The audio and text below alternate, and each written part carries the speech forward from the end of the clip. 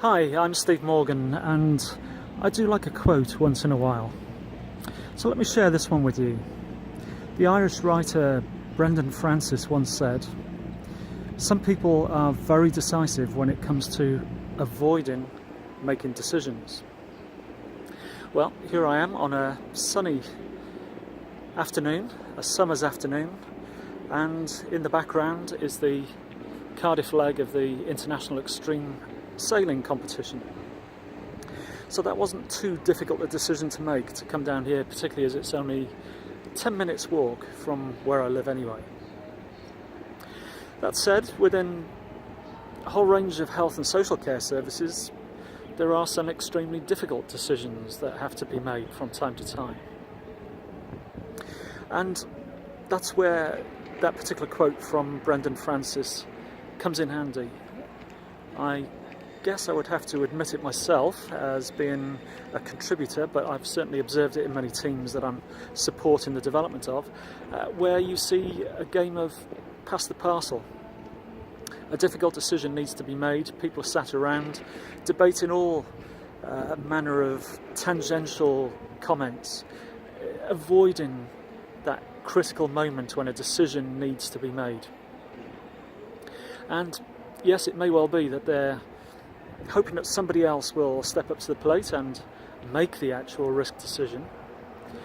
Sometimes that is based on seniority, sometimes it's based around particular professions. I have to say there's many an occasion when I've been listening to practitioners complaining that doctors seem to make all the decisions. Then all of a sudden there's a big, difficult, challenging risk decision to be made, and the first question is, where is the doctor? Well, this particular video clip is not about doctors. It's about the making of those difficult decisions, and fundamentally it's about confidence in making decisions. And I'm going to suggest that there are two elements to that confidence. The first one is very much the meeting, and it's everybody developing that culture, giving each other the permission to say we are working together to make a collaborative decision. We'll make that decision together, and from that perspective, some of the more difficult decisions can be made with a degree of confidence. We avoid falling into the trap where it's just us entirely on our own making the decision, and perhaps fearing the blame if it goes wrong.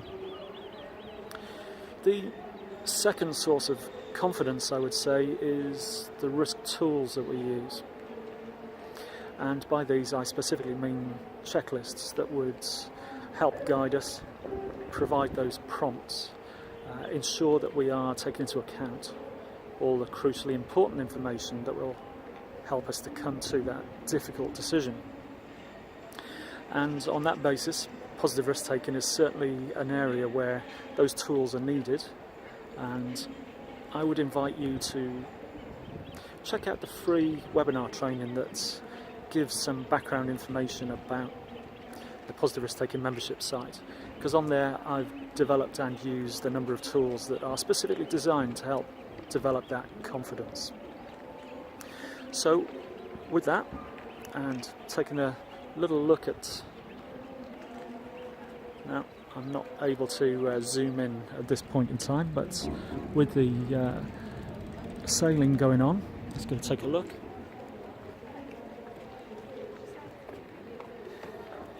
The easy decision made, then what I suggest to you, as I usually do, confidence around risk decision making, particularly those positive risk taking decisions, does require that collaboration, does require those tools. So in the meantime, take some risks for positive outcomes.